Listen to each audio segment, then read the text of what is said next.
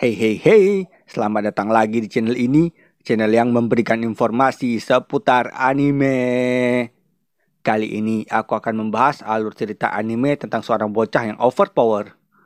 Kalau gitu, langsung aja kita mulai ya. 2-3 ketemu dragon. Ini dia anime Totoiba Last Dungeon. Ingat jangan lupa di like, komen, dan subscribe ya, agar aku bisa jadi orang kaya. Cerita anime ini dimulai dengan memperlihatkan sebuah desa yang bernama Desa Kunlun, di mana seluruh penduduk desanya adalah para keturunan pahlawan dan juga merupakan orang-orang terkuat di dunia. Anime ini berfokus pada seorang anak yang bernama Lloyd, yang juga merupakan orang terlemah di desa itu. Karena itu, dia ingin pergi ke kota untuk menjadi seorang ksatria. Di kota, Lloyd tinggal di tempat seorang penyihir yang bernama Mari, yang juga merupakan murid dari kepala desa Kunlun yang bernama Alka. Mari sangat kaget mengetahui kedatangan Lloyd. Lloyd juga bercerita jika dia mengalahkan beberapa serangga di jalan, yang ternyata para serangga itu adalah monster tingkat tinggi, yang semua orang takut melihatnya. Mari jadi makin kaget mengetahui hal itu. Kali ini, Lloyd akan mengikuti sebuah akademi ksatria. Saat di perjalanan, dia menyelamatkan seorang gadis yang bernama Selene. Selene ini adalah seorang yang dikutuk, yang menyebabkan sebuah sabuk menempel di kepalanya. Tetapi, Lloyd nggak sengaja menghilangkan kutukan Selene. Dan mereka berdua kini jadi teman. Selene pun jadi jatuh cinta ke Lloyd. Di sana juga, Lloyd bertemu dengan seorang wanita yang bernama Riho. Dan akhirnya seleksi akademi ksatria dimulai. Dan gak disangka-sangka, ternyata Lloyd gak lolos seleksi ini. Selene dan Riho protes dengan apa yang terjadi. Ternyata, alasan Lloyd gagal karena dia menggunakan tulisan kuno saat ujian. Kemudian guru mengatakan jika putri kerajaan sedang menghilang. Dan siapapun yang menemukannya bisa meminta apa saja ke raja. Karena itu, Riho dan Selene berniat untuk menemukan putri, agar mereka berdua bisa membawa Lloyd kembali ke akademi. Setelah gagal tes masuk akademi, Lloyd mendaftar bekerja di sebuah kafe. Kafe itu milik seseorang yang bernama Chrome, yang merupakan mantan kepala pengawal kerajaan. Lloyd memilih untuk bekerja karena dia ingin mengikuti tes tahun depan. Chrome awalnya takut saat merasakan keberadaannya Lloyd. Tetapi akhirnya, Chrome menerima Lloyd karena Lloyd ini juga jago memasak. Adegan berpindah memperlihatkan Selene yang sedang bertengkar dengan seseorang pria yang bernama Alan. Mendengar ada keributan, Lloyd datang ke tempat mereka. Alan meremehkan Lloyd yang bertubuh kecil. Alan mengajak Lloyd bertarung dan mereka pun bertarung. Lloyd langsung hajar Alan dan Alan hampir aja tewas. Untungnya Mari datang untuk menyelamatkan Alan. Mari memperingati Lloyd untuk tidak sembarangan menggunakan kekuatannya, karena itu akan membahayakan orang lain dan juga bisa menghancurkan kota. Setelah itu, Riho dan Selene pergi ke rumahnya Lloyd. Mereka mengajak Lloyd untuk membantu mencari putri yang hilang, agar mereka bisa masukkan Lloyd kembali ke akademi ksatria. Sesampai di rumahnya Lloyd, Riho dan Selene kaget melihat Mari, yang wajahnya itu mirip dengan putri yang hilang. Ternyata si Mari ini sebenarnya adalah putri yang hilang itu. Dan dia sekarang sedang menyembunyikan identitasnya karena dia ingin menjadi seorang penyihir. Mari juga menceritakan tentang Lloyd yang berasal dari desa Kunlun ke Riho dan juga Selene. Mereka berdua jadi sangat kaget dan akan lebih berhati-hati ke Lloyd. Adegan memperlihatkan Lloyd sedang jalan-jalan dengan Alka, karena Alka sedang berkunjung ke tempatnya Lloyd. Namun tiba-tiba, ada sekelompok monster yang menyerang mereka. Ternyata di istana kerajaan, ada Raja Iblis yang telah menguasai daerah itu. Mari, Riho, dan Selene bertarung melawan Raja Iblis dan juga anak buahnya. Raja Iblis itu sangat kuat. Dia mampu mengalahkan Mari dengan mudah. Di tempat lain, Lloyd mampu mengalahkan para monster dengan mudah. Dia juga menyelamatkan Alan yang sedang diserang oleh monster. Sedangkan Riho dan Selen kesusahan melawan anak buahnya Raja Iblis. Kemudian, Lilot datang ke istana kerajaan untuk bertarung melawan para iblis. Lilot mampu mengalahkan iblis itu dengan mudah.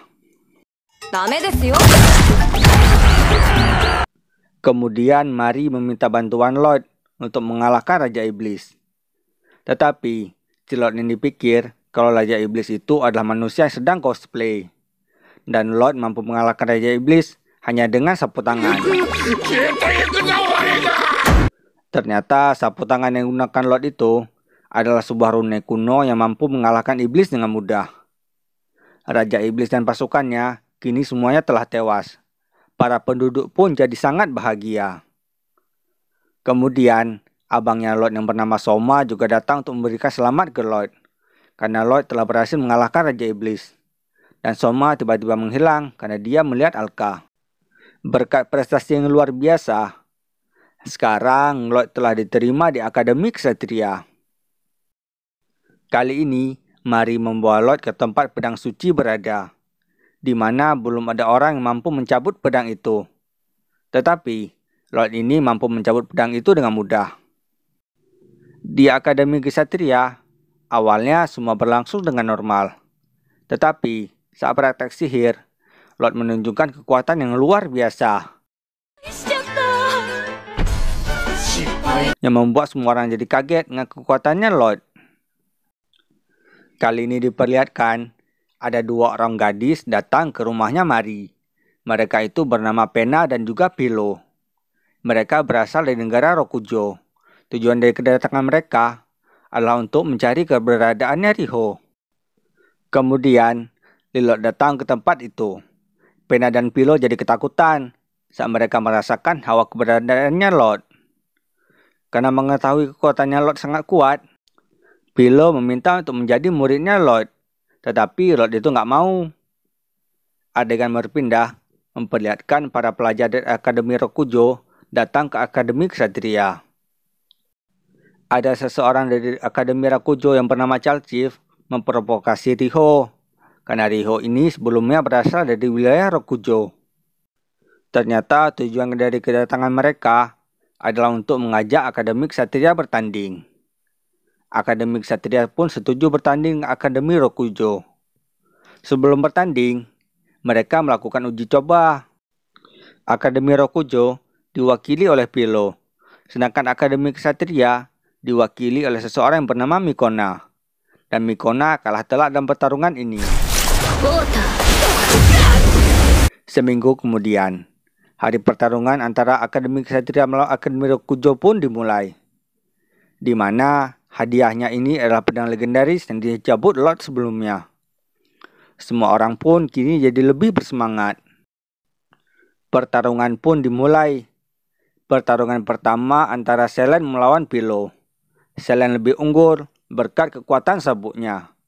Namun Selen didiskualifikasi karena dilarang menggunakan senjata di pertandingan ini. Pertandingan kedua antara Pena melawan Lloyd.